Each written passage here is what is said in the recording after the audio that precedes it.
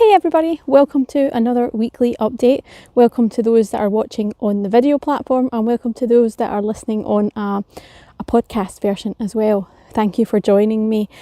It's a relatively mild day here in Scotland, so I've decided to go outside and film it here.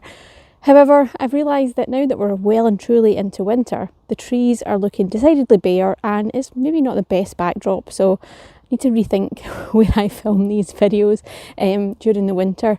But hey ho, I hope you're all doing well. This has been a monumentally busy week for me. I think I have in some shape or other worked or had an activity after work. So it's been a long week for me. A good week though. We had the 26th Glasgow Azure user group, which is the last of the year for us. It was really great to have everybody together. We had some great topics from Gary Short talking about data and data analytics. We also had Keith Atherton doing his very first live talk, talking about certifications and how to study and some of the hacks on how to get the best value for your money if you're having to pay for it yourself. And then last but not least, we had Brett from AMD talking about AMD's sustainability and some of the things that they are doing right now in the IT industry and where they're going as well. So awesome to see everybody, and thank you to everybody that joined. If you didn't get a chance to join us on the night, we will be releasing the recording. So it will be on my channel here.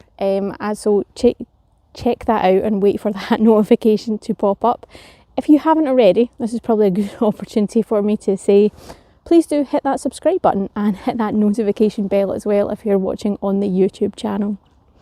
Now, in terms of news this week, it has been fairly light. However, I have two small announcements or two bits of news that I've picked out. The first one is an Azure in Preview feature, and that's automatic rotation of your keys inside Azure Key Vault, which basically means you can have zero touch inside those keys in your Azure Key Vault, and using Event Grid you can have them auto rotate based on a policy so that your secrets, your keys aren't being the same for the whole year, for years on end. They're rotating so that they're constantly changing and hopefully making them more secure by changing as well. So that's a good feature to have as well. It's very interesting actually looking at some of these products grow. I've been using Azure for a good number of years now, and I remember some of these products when they first were announced, came out, and the functionality that they brought, but also the lack of functionality, and seeing them grow. I kind of feel proud about them growing, to be honest, even though I don't work for Microsoft anymore. It's nice to see these features coming along and grow as a platform and as a service altogether. Now the second bit of news is a bit of a tech news story. So it was recently announced that Apple are actually going to make an Android app that helps with those AirTag tracking. So a while ago, I think it might have been this year or last year, Apple released the little AirTags where you can put them on a key ring, put them on your suitcase, put them on your handbag, put them on your backpack, put them on any kind of equipment that you might want to track and don't keep it and you don't want to lose at any point. And there was a security concern where these small AirTags could be dropped into your pocket or into a bag surreptitiously by someone maliciously trying to track you, which, to be honest, I didn't realise was a concern, but apparently it is. And Apple have been working on building in features into the Apple app that says if there's an AirTag somewhere near you that doesn't belong to you and it's been tracking you for quite a while, then it will actually alert you inside your iPhone or iPad or whatever you have that app installed on.